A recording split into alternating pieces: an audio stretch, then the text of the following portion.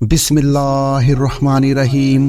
السلام علیکم پیارے دوستو، محترم بزرگوں اور پیارے بھائیوں، اللہ تعالیٰ کا بڑا انعام ہے کہ اس نے ہمیں اور آپ کو ایک رمضان کا مہینہ اور عطا فرمایا۔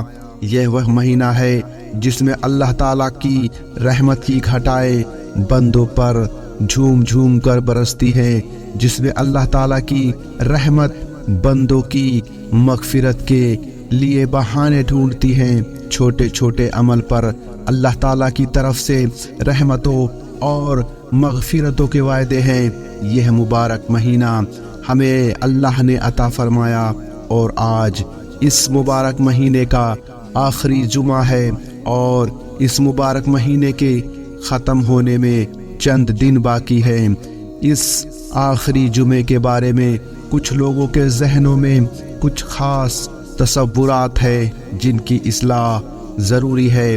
عام طور پر ہمارے سماج میں یہ سمجھا جاتا ہے کہ یہ آخری جمعہ، جس کو جمعۃ الوداع بھی کہتے ہیں، یہ کوئی مشترک تہوار ہے اور اس کے کچھ خاص احکام ہیں، اس کی کچھ خاص عبادتیں ہیں جو حضور صلی اللہ علیہ وسلم نے تجویز فرمائی ہے، اور لوگوں نے اس دن عبادت کرنے کے الگ الگ طریقے گڑھ رکھے ہیں۔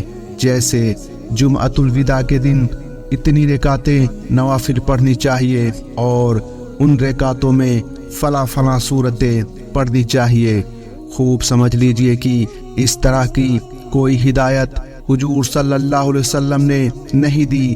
جمعۃ الوداع کوئی تہوار نہیں، نہ اس کے لیے حضور صلی اللہ علیہ وسلم نے کوئی احکام الگ سے عطا فرمائے، نہ اس دن میں عبادت کا کوئی خاص طریقہ بتلایا، نہ اس دن میں کسی خاص عمل کی تلقین فرمائی جو عام دنوں میں نہ کیا جاتا ہو، بلکہ یہ عام جمعوں کی طرح ایک جمعہ ہے۔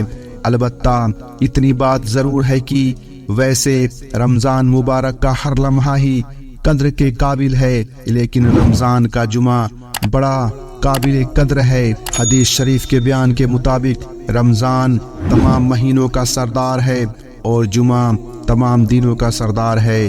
اس لیے جب رمضان مبارک میں جمعے کا دن آتا ہے تو اس دن میں دو فضیلتیں جمع ہو جاتی ہیں، ایک رمضان کی فضیلت اور دوسری جمعے کی فضیلت۔ اس لحاظ سے رمضان کا ہر جمعہ بڑا قابل قدر ہے اور آخری جمعہ اس لحاظ سے زیادہ قابل قدر ہے کہ اس سال یہ مبارک دن دوبارہ نہیں ملے گا۔ سارے رمضان میں 4 یا 5 جمعے ہوتے ہیں، 3 جمعے گزر چکے ہیں اور یہ اب آخری جمعہ ہے۔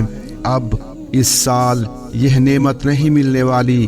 اللہ تعالیٰ نے اگر زندگی دی تو شاید آئندہ سال یہ نعمت دوبارہ مل جائے۔ اس لیے یہ ایک نعمت ہے جو ہاتھ سے جا رہی ہے۔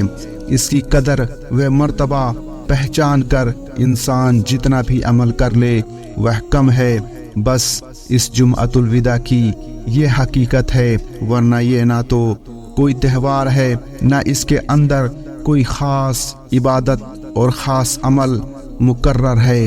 البتہ جب آخری جمعے کا دن آتا ہے تو دل میں 2 طرح کے جذبات پیدا ہوتے ہیں۔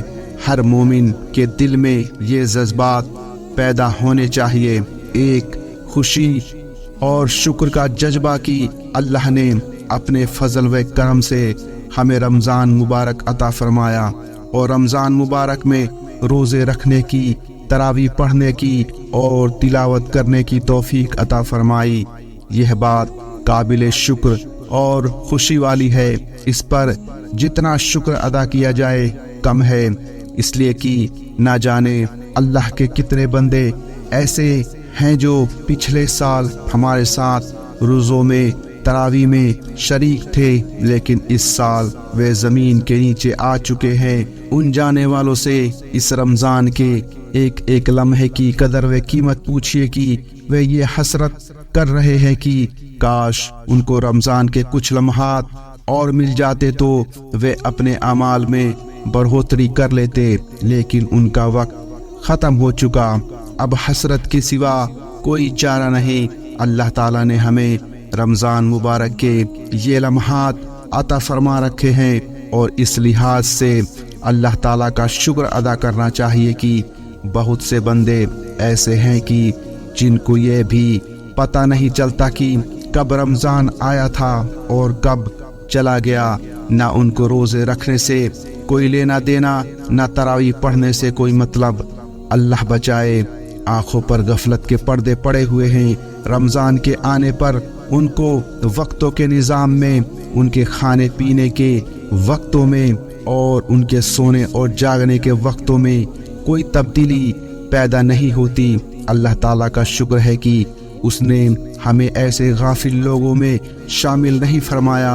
और इस पर अल्लाह ताला का शुक्र अदा करो कि ऐ अल्लाह, आपने हमें रोज़ा रखने की तौफीक बख्शी, तरावी पढ़ने की तौफीक बख्शी। अगर हम भी उनमें शामिल हो जाते तो न जाने हमारा क्या हश्र होता। इसलिए शुक्र अदा करने और खुश होने का मौका है। प्यारे दोस्तों, आज के लिए बस इतना ही। हम उम्मीद करते हैं कि आपको आज का यह वीडियो पसंद आया होगा। इस वीडियो को लाइक, शेयर और ऐसी ही वीडियोस देखने के लिए चैनल को सब्सक्राइब करें।